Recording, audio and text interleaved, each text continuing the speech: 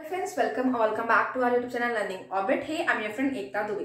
सो friends, हमने अपनी previous class में डिस्कस करा 4.2 that is developing partnership with school functionaries and peer group. And उसके अंदर पीयर ग्रुप के अंदर हमने कोलैबोरेटिव लर्निंग का एक पार्ट छोड़ दिया था जो हमने उसके नेक्स्ट वीडियो में कवर किया, दैट इज कोलैबोरेटिव लर्निंग।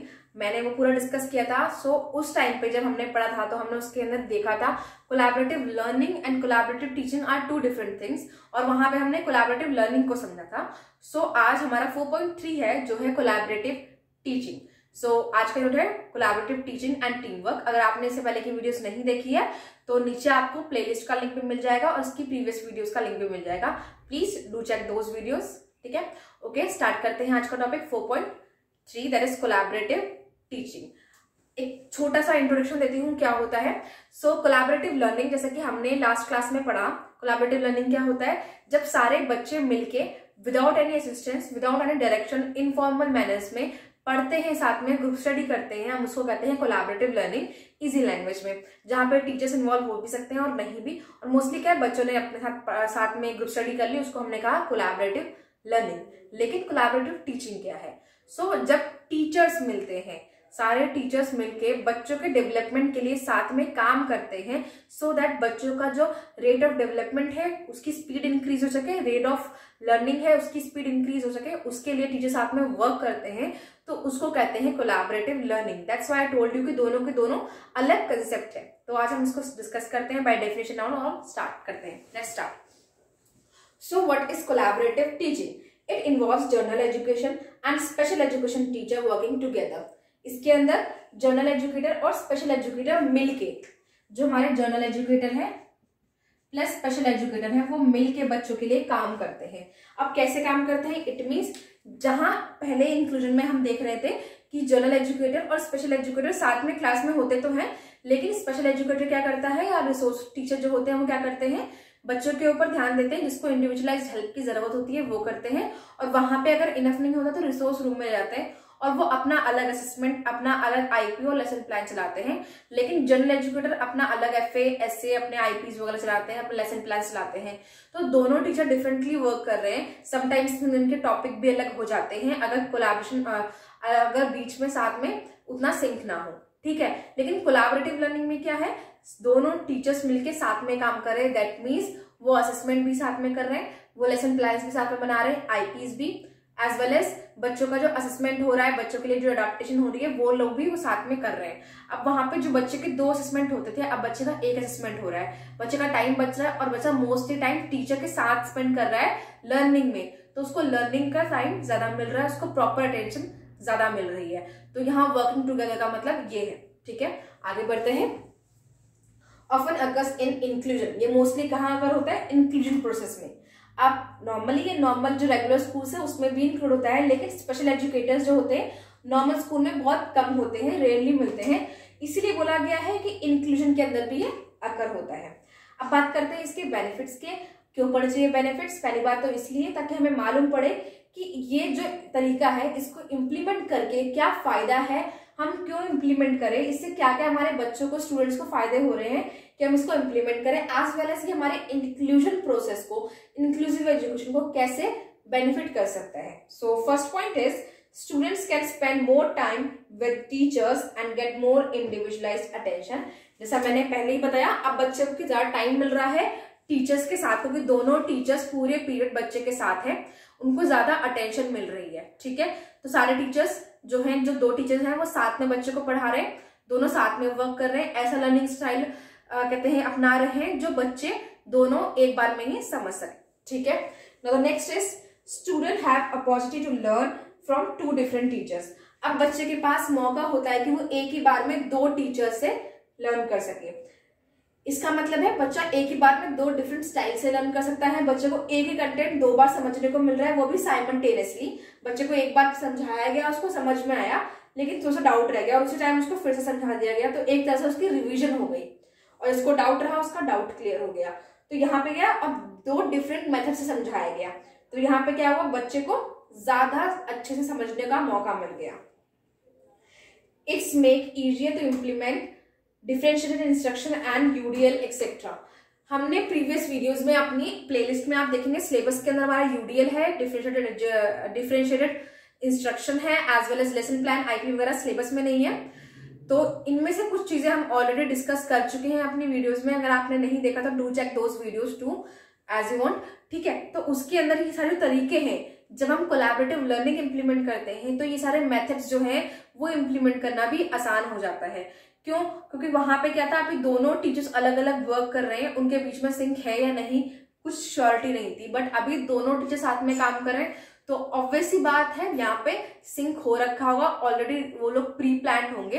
तो कहीं ना कहीं ये हेल्प करता है यूडीएल, लेसन प्लान्स, आईपी, इन सबको और बेटर करने में और इजियर वे में इंप्लीमेंट करने में।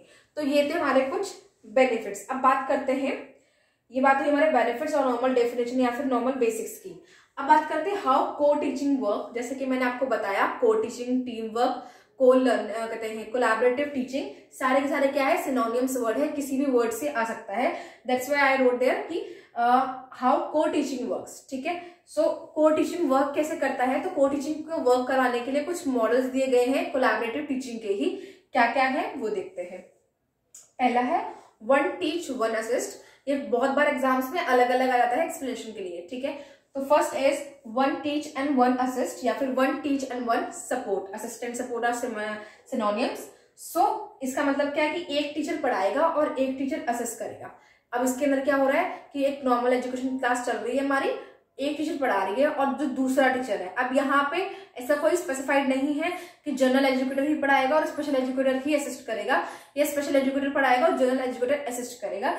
ये दोनों की प्लानिंग के ऊपर है। कुछ क्लासेस में जनरल एजुकेटर पढ़ा सकता है और स्पेशल एजुकेटर असिस्ट कर सकता है, और कुछ क्लासेस में स्पेशल एजुकेटर पढ़ा सकता है और जनरल एजुकेटर असिस्ट कर सकता है।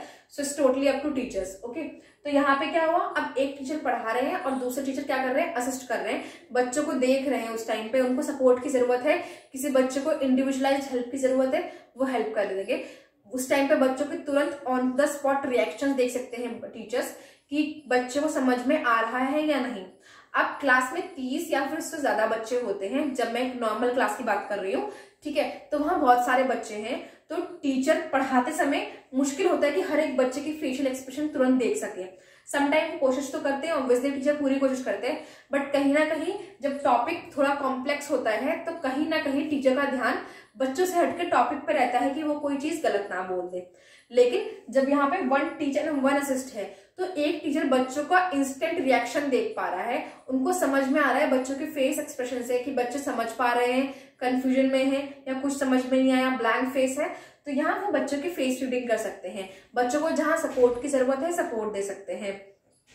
उसके बाद क्लास के बाद दोनों टीचर डिस्कस कर सकते हैं कि जो पढ़ाने का तरीका था क्या वो सही था, बच्चों के रिएक्शन कैसे थे, उसके अकॉर्डिंगली इसके ऊपर वर्क कर सकते हैं, ठीक है। तो ये था one teach and one assist या फिर one teach and one support. Now the next is parallel teaching. Parallel teaching क्या है? पैरेलल टीचिंग इज क्लास के दो ग्रुप्स बनाए जाएंगे, ठीक है। हमारी क्लास है 30 स्टूडेंट की, 15 या 17 18 कुछ ऐसे ग्रुप्स बनाए गए। यहाँ पे स्पेसिफिकली मैंने हाफ बोला है, तो ऐसा नहीं है कि 15 ही होंगे, एक आध बच्चे ऊपर नीचे चलते हैं। तो ग्रुप्स बनाए गए दो, कैसे अलग अलग एबिलिटीज बना सकते हैं कि कुछ बच्चों को एक टीचिंग लर्निंग स्टाइल पसंद है जो एक टीचर पढ़ाती है और कुछ बच्चों को दूसरा, या फिर कुछ बच्चे हैं जो चीजों को एक मेथड से समझते हैं, या फिर एक बच्चे हैं जो कम एग्जाम्पल्स वगैरह से या फिर डायरेक्टली बस एक बार समझाने से समझ जाते हैं, और कुछ बच्चे हैं जिनको ज्यादा एक्सप्लेन करना पड़ता है, उनके बेस पे दो डिफरेंट क्लासेस बनाई गई, ठीक है। या फिर कुछ बच्चों के लिए स्टार्टिंग से थोड़ा और प्री कंसेप्ट से लेकर चलना है और कुछ बच्चों के लिए नॉर्मली स्टार्ट कर देंगे तो कोई इशू नहीं है। तो यहाँ पे पैरेलल टीचिंग के लिए दो क्लास डिवाइड करी गई, ऑलमोस्ट हाफ, ऑलमोस्ट बोल रहा हूँ, थोड़ा आगे पीछे हो सकता है, ठीक है। और दोनों क्लासेस को अलग अलग क्लासेस में कंडक्ट किया जाएगा, एक टीचर एक क्लास में, दूसरा टीचर दूसरी क्लास में, एक ही टाइम पे एक ही पीरियड में इक्वल टाइम के लिए वही चीज पढ़ाएंगे, साथ में एक ही कंटेंट पढ़ाएंगे, सो दैट किसी बच्चे का ना टाइम वेस्ट हो रहा है, ना किसी को ज्यादा टाइम मिल रहा है, ना किसी को कम मिल रहा है, किसी का भी टाइम पीरियड वेस्ट नहीं हो रहा। तो क्या होगा, दोनों टीचर्स को अलग अलग, बच्चों को अलग अलग असिस्टेंस मिलेगी, अलग अलग टीचर्स मिलेंगे उनके कहते हैं एबिलिटी के अप्रोप्रिएट। तो वो होता है पैरेलल टीचिंग। पैरेलल वर्ड का मतलब ही है कि दो चीजें जब इक्वल डिस्टेंस पे चलती है तो यहाँ पे इसलिए हर चीज सेम टाइम पे होगा, सेम मूवमेंट पे होगा, ठीक है। ये हुई parallel teaching. Now the next is station teaching. What is station teaching? Station क्या है कि बच्चा एक स्टेशन पे कुछ पढ़ता है, उसके बाद दूसरे स्टेशन पे जाता है।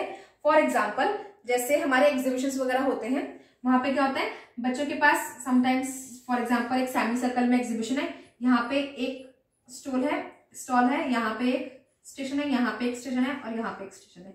अगर बच्चे एग्जीबिशन की बात कर रहे हैं तो कोई एग्जीबिशन में यहाँ से एंटर होगा, पहले यहाँ पे जो भी चीज कनेक्ट करी गई है उसको समझेगा, जो भी वहां पे समझाने वाले होंगे उनसे, और फिर आगे बढ़ेगा, फिर यहाँ पे समझेगा, देन यहाँ पे। तो अलग अलग स्टेशन पे वहां पे अलग अलग चीज जानते हैं, अलग अलग चीजों के बारे में जानते हैं। ऐसे हम मेले में कह सकते हैं कि मेले में क्या होता है, हम एक स्टॉल पे जाते हैं, देखते हैं क्या मिल रहा है, फिर दूसरे स्टॉल पे जाते हैं। तो स्टेशन टीचिंग क्या है, इसी तरह से टीचर्स अलग अलग टॉपिक को डिवाइड करती है और उसके स्टेशंस बनाती है कि बच्चे पहले एक फॉर एग्जाम्पल एक यूनिट है, एक टीचर से पढ़ेंगे, फिर दूसरे टीचर से दूसरा यूनिट, फिर पहले टीचर से थर्ड यूनिट, फिर अगले टीचर से नेक्स्ट यूनिट। ये भी हो सकता है। और इसके अंदर टीचर्स के जो नंबर है इंक्रीज और डिक्रीज हो सकते हैं। यहाँ पे जब हम जनरल और स्पेशल एजुकेटर की बात करें तो 2 ही टीचर ऑल्टरनेट करती रहेंगी, और अगर एक्स्ट्रा टीचर ऐड हो सकते हैं तो यहाँ पे 3 से 4 टीचर्स भी और ऐड हो सकते हैं। तो ये हो गया हमारा स्टेशन टीचिंग। ठीक है, इसके अंदर क्या कर सकते हैं, जैसे बच्चे फॉर एग्जाम्पल हम बच्चों को कोई चीज पढ़ा रहे हैं जिसमें बहुत सारे पार्ट्स है। हमने बात करी प्लांट के बारे में, बच्चों को पढ़ा रहे हैं तो प्लांट के बारे में एक टीचर ने होलली बताया प्लांट क्या होता है, दूसरे टीचर ने प्लांट के 2 पार्ट्स बता दिए कि लीव्स क्या होती है, रूट क्या होता है, थर्ड टीचर ने क्या बताया, स्टेम के बारे में बता दिया और लीव्स के बारे में बता दिया। ऐसे ही आगे अलग अलग पार्ट्स के बारे में डिस्क्राइब किया गया अलग अलग टीचर्स के थ्रू। अब इससे क्या होता है, बच्चे बोर नहीं होते, बोर्डम कहते हैं क्रिएट नहीं होता, और दूसरा एज वेल एज टीचर्स अपने जो कहते हैं हाईएस्ट पॉइंट है, जो अच्छे सब्जेक्ट्स है या अच्छे एरियाज है, उनको उसके ऊपर अपनी पकड़ दिखा सकती है। फॉर एग्जाम्पल एक टीचर को प्लांट ओवरऑल समझाना आता है लेकिन पार्ट्स में कहीं ना कहीं डाउटफुल रहती हैं, तो वो टीचर अपने जो टॉपिक्स है उसके अकॉर्डिंगली सिलेक्ट करेंगे कि किसके अंदर वो अपना 100% दे सकती है। तो it is about both the teachers as well as student. ठीक है, सो द नेक्स्ट इज, ये था हमारा स्टेशन टीचिंग। अब आते हैं ऑल्टरनेटिव टीचिंग के अंदर। अब ये क्या होता है, लेट मी डू दिस। यहां भी सिमिलरली मैंने पैरेलल टीचिंग की तरह 2 बॉक्स बनाए। अब इसके अंदर क्या होता है, एक बॉक्स छोटा है, एक बॉक्स बड़ा है। आप देख रहे हैं यहाँ पे दोनों बॉक्स इक्वल थे। अब यहाँ पे क्या है कि पूरी क्लास है, पूरी क्लास में कुछ बच्चे हैं जिनके लर्निंग गैप्स ज्यादा है, जिनको नॉर्मल क्लास में नहीं पढ़ाया जा सकता। तो क्या किया गया, जिन बच्चों को ज्यादा हेल्प की जरूरत है, ज्यादा असिस्टेंस की जरूरत है, उनका एक अलग ग्रुप बनाया गया 5 से 6 बच्चों का। ये जो ग्रुप होता है कम बच्चों का बनाया जाता है क्योंकि इनको हाई असिस्टेंस की जरूरत है। अगर वापस नंबर इंक्रीज हो जाएगा तो इनको फिर से वही दिक्कत आएगी कि इनको इंडिविजुअलाइज अटेंशन नहीं मिल पा रही है, और सारे बच्चों का एक अलग ग्रुप बनेगा। तो इसलिए मैंने 2 अलग अलग साइज के बनाए हैं। अब ऑल्टरनेटिव टीचिंग में क्या है कि एक टीचर पूरी क्लास को पढ़ाएगी और एक टीचर इस ग्रुप को पढ़ाएगी जिसको ज्यादा असिस्टेंस की जरूरत है। ठीक है, तो ये हो गया हमारा ऑल्टरनेटिव टीचिंग। सिमिलरली यहाँ पे भी same time, same period, same content होगा, बस पढ़ाने का तरीका या फिर उसके प्री कंसेप्ट से स्टार्ट करना होगा, ऐसा कुछ होगा। ठीक है, the difference between that is कि यहाँ पे इक्वल डिविजन्स होते हैं क्लास के, और यहाँ पे कैसे होते हैं, डिफरेंट डिविजन्स होते हैं according to the ability of the child. ठीक है, आगे बढ़ते हैं। The 5th one is and the last one is team teaching. अब टीम टीचिंग क्या होती है, टीम टीचिंग में क्या है, दोनों टीचर साइमल्टेनियसली साथ में ही क्लास में पढ़ा रहे हैं। फॉर एग्जाम्पल अगर आपने हमारे चैनल की कुछ वीडियोस देखी है, वेबिनार्स देखे हैं, तो मैं और अंजलि मैम साथ में पढ़ाते हैं। कोई भी टॉपिक हम दोनों लेते हैं तो कुछ स्पेसिफिक पार्ट उसका अंजलि मैम पढ़ाती है, उसके बाद मैं पढ़ाती हूँ, फिर थोड़ा अंजलि मैम और फिर मैं। तो वहां पे क्या है, हम टीम टीचिंग कर रहे होते हैं, कुछ कोई स्पेसिफिक पार्ट मैंने पढ़ाया, कुछ मैम ने पढ़ाया। तो टीम टीचिंग वही प्रोसेस है, दोनों टीचर्स साथ में पढ़ाएंगे, दोनों टीचर्स एक ही टॉपिक को डिस्क्राइब करेंगे। ऐसा हो सकता है कि मैंने ये पढ़ाया, उसके बाद अंजलि मैम आई और मैंने कोई पॉइंट मिस कर दिया, अंजलि मैम ने वही पॉइंट आपको एक्सप्लेन कर दिया। तो इससे जो मेरी गलतियां हैं वो भी करेक्ट हो जाती हैं और बच्चों को सारी इन्फॉर्मेशन मिल पाती है। समटाइम हम पढ़ा रहे होते हैं और हमारे दिमाग में वो एग्जाम्पल क्लिक नहीं होता, लेकिन जो दूसरा टीचर होता है उनके दिमाग में वो आइडिया क्लिक हो जाता है। तो इसका ये बेनिफिट है टीम टीचिंग का, बच्चों को एक ही बार में 2 टीचर के एक्सपीरियंस मिल जाते हैं, बच्चों को दोनों टीचर के जितने भी एग्जाम्पल्स है, जितने भी आइडियाज है, वो बच्चों तक पहुंच पाते हैं। तो ये थे हमारे 5 model of collaborative teaching. I hope मैंने सारे पॉइंट्स क्लियर कर दिए। अब जब हम मॉडल्स की बात करते हैं तो उसके बाद कुछ और एक दो पॉइंट्स आते हैं जो इंपॉर्टेंट है। The one is consultation. अब कंसल्टेशन क्या है, हम इनमें से जो भी मॉडल यूज करने वाले हैं और हम कोलैबोरेटिव टीचिंग को इम्प्लीमेंट करने वाले हैं, तो उससे पहले हम कंसल्ट करते हैं बच्चों के पेरेंट्स को, हमारे जो प्रिंसिपल्स है, हेड है उनको, एज वेल एज जो बच्चे के और सारे सब्जेक्ट के टीचर्स हैं उनको, कि क्या कौन सा मेथड यूज करना सही रहेगा, बच्चों की एबिलिटी क्या है, बच्चों का बिहेवियर ऑब्जर्वेशन क्या है, उनसे हम लेते हैं ये सब। ठीक है, तो ये जो सारे तरीके हैं, ऐसा नहीं कि सारे एक बार में ही इंप्लीमेंट हो जाएंगे और हर जगह सारे इंप्लीमेंट हो जाएंगे। It's about students need, student ability, teachers, इन सब के ऊपर डिपेंड करता है। तो कंसल्टेशन होता है। उसके बाद आता है को प्लानिंग। व्हाट इज को प्लानिंग? इन सब मेथड के लिए पहले से प्री प्लान होना होता है। जैसे स्टेशन टीचिंग में तो पहले से बहुत प्री प्लान होना होता है, क्योंकि ऑल्टरनेटिवली अगर कर रहे हैं टीचर तो अचानक से उनको बिल्कुल ही स्विच होना है, बिल्कुल ही हर चीज डिफरेंट करनी है। तो यहाँ पे क्या है, बहुत प्री प्लानिंग की जरूरत पड़ती है। तो ये क्या है, को प्लानिंग। पहले ही वो कोलैबोरेटिवली प्लानिंग करते हैं हर चीज की, कि क्या चीज हम करेंगे, कौन सा मेथड यूज करेंगे, कौन सा मॉडल यूज करेंगे, कैसे इंप्लीमेंट करेंगे, क्या क्या TLM यूज करेंगे, क्या क्या तरीके यूज करेंगे, ये सब होता है हमारा को प्लानिंग के अंदर। And the last is teeming. अब टीमिंग क्या है? Teeming in the sense of teacher की जो टीमिंग हो रही है, दो टीचर जो साथ में पढ़ाना स्टार्ट कर रहे हैं, वो दोनों की टीमिंग क्या करेक्ट है या नहीं है, क्या वो दोनों एक दूसरे को कॉम्प्लीमेंट करते हैं या नहीं। ऐसा ना हो कि वो राइवल्स में हो और एक दूसरे से क्लास में ही लड़ने लग जाए कि मैं सही हूं आप गलत हो, काइंड ऑफ दिस। तो कैसे टीचर्स होने चाहिए? कोलैबोरेटिव होने चाहिए और कॉम्प्लीमेंट्री होने चाहिए, कि एक दूसरे के पूरक हो, एक दूसरे को कंप्लीट कर सके, एज वेल एज बच्चों के पॉइंट को भी समझ सके। तो टीमिंग के अंदर क्या होता है, टीचर बच्चों के नीड के अकॉर्डिंगली सिलेक्ट किया जाता है, एज वेल एज एक दूसरे के कॉम्प्लीमेंट्री हो, ऐसे सिलेक्ट किया जाता है। तो ये टोटल था हमारा collaborative learning and team teaching. I hope मैंने सारे पॉइंट्स क्लियर कर दो। स्टिल अगर आपको कोई डाउट है तो please let us know in the comment section. Okay, मिलते हैं नेक्स्ट वीडियो में with next topic. Till then bye bye.